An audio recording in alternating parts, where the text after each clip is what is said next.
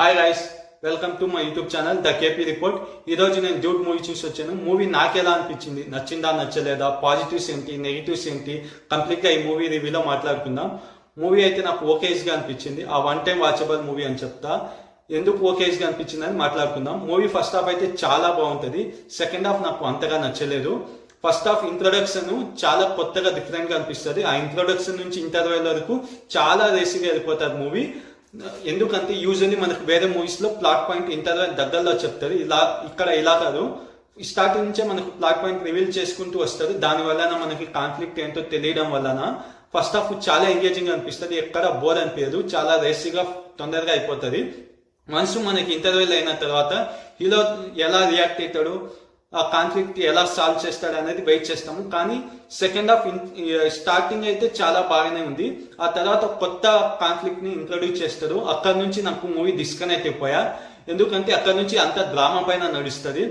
Drama connect అయితే మనకి చాలా బాగా అనిపిస్తుంది, కానీ ఆ కనెక్షన్ అనేది నాకు రాలేదు. ఇప్పుడు ఫర్ ఎగ్జాంపుల్ డ్రాగన్ మూవీ ఉంది. డ్రాగన్ మూవీలో కూడా డ్రామా ఉంటుంది, కానీ అక్కడ ఎమోషనల్ కనెక్ట్ వల్ల మనకు ఆ డ్రామా ఫీల్ అవుతాము. కానీ ఈ మూవీలో నాకు సెకండ్ హాఫ్ లో నడిచే డ్రామా అంతగా కనెక్ట్ కాలేదు. ఏంటి అనేది మీరు తెలుసుకొని మూవీ చూసి మీకు అర్థమవుతుంది. మూవీ అయితే నేను చూడండినే చెప్తా. ఆ మూవీ అయితే మీకు నచ్చుతుంది కూడా.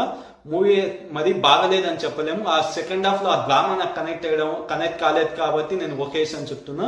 మీరైతే మూవీ చూడండి, మీకు నచ్చుతుంది.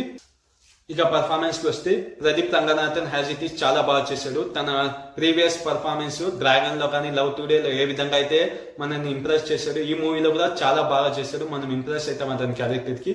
ఆ ప్రదీప్ అయితే స్టార్ మెటీరియల్. ఎక్కడ మూవీలో తన పర్ఫార్మెన్స్ డ్రాప్ అవ్వకుండా ఒకే నోట్ లో చాలా మంచిగా చేసుకుంటూ వెళ్ళాడు. ఇక మమితా బీజు పర్ఫార్మెన్స్ చాలా బాగా అనిపించింది. తన యాక్టింగ్ చాలా మంచిగా అనిపిస్తుంది. కొన్ని ఎమోషనల్ సీన్స్ లో చాలా మంచిగా పర్ఫార్మ్ చేసింది. కానీ తన క్యారెక్టరైజేషన్ ఇంకొంచెం బాగుండాలి అనిపించింది. ఇక శరత్ కుమార్ పర్ఫార్మెన్స్ కూడా చాలా బాగుంది. ఆయన ఉన్నంతసేపు కొంచెం కామిక్ రిలీఫ్ ఉంటుంది, ప్లస్ ఆయన క్యారెక్టర్ కొంచెము ట్విస్ట్ తో కూడి ఉంటుంది. అది చాలా బాగా అనిపించింది. ఇక వేరే ఆర్టిస్ట్ ఎవరైతే ఈ మూవీలో పర్ఫార్మ్ చేశారో అందరి వాళ్ళ పర్ఫార్మెన్స్ కి తగినంత వాళ్ళు బాగా చేశారు. ఇప్పుడు క్రూ గురించి మాట్లాడుకుంటే డైరెక్టర్ కీర్తీశ్వరన్, ఇది తనకి ఫస్ట్ మూవీ అయినా కూడా చాలా మంచిగా హ్యాండిల్ చేశాడు. కొన్ని ప్లాట్ పాయింట్స్ మంచిగా రాసుకున్నాడు, కొన్ని అంతగా అనిపించకపోయినా ఓకే ఫస్ట్ అటెంప్ట్ లో మంచిగానే చేస్తాడు అనిపించింది. ఇంకా మ్యూజిక్ డైరెక్టర్ సాయాభ్యంకర్ మ్యూజిక్ అయితే చాలా బాగుంది. బీజిఎం కూడా చాలా బాగుంది. మూవీని ఒక ఫ్లో లో తీసుకెళ్తుంది మ్యూజిక్. ప్రొడక్షన్ వాల్యూస్ చాలా బాగున్నాయి. సినిమాటోగ్రఫీ చాలా బాగుంది. ఇక టెక్నికల్ వాల్యూస్ అన్ని మంచిగా మెయింటైన్ చేశారు మూవీకి. పాజిటివ్స్ గురించి వస్తే ప్రదీప్ రంగనాథన్ యాక్టింగ్ చాలా బాగుంటుంది, మ్యూజిక్ చాలా బాగుంటుంది, ఫస్ట్ హాఫ్ చాలా బాగుంటుంది, పర్ఫార్మెన్స్ అందరివి చాలా బాగున్నాయి. నెగిటివ్స్కి వస్తే సెకండ్ హాఫ్ డ్రామా కొంచెము అంతగా కనెక్ట్ అవ్వలేదు. ఇంకా మూవీ సెకండ్ హాఫ్ కొంచెము డ్రాగ్ అనిపిస్తుంది. అది తప్పితే ఇంకా ఓవరాల్ మూవీ అయితే చాలా బాగుంది. నేనైతే రికమెండ్ చేస్తాను అందరినీ, మూవీ అయితే చూడండి, చాలా బాగుంది. ఇది అండి ఓవరాల్ మూవీ రివ్యూ. మీకు కనుక నా రివ్యూ నచ్చితే నా వీడియోని లైక్ చేయండి, కామెంట్ చేయండి, మీ ఫ్రెండ్స్కి షేర్ చేయండి. అలాగే నా యూట్యూబ్ ఛానల్ని సబ్స్క్రైబ్ చేయండి.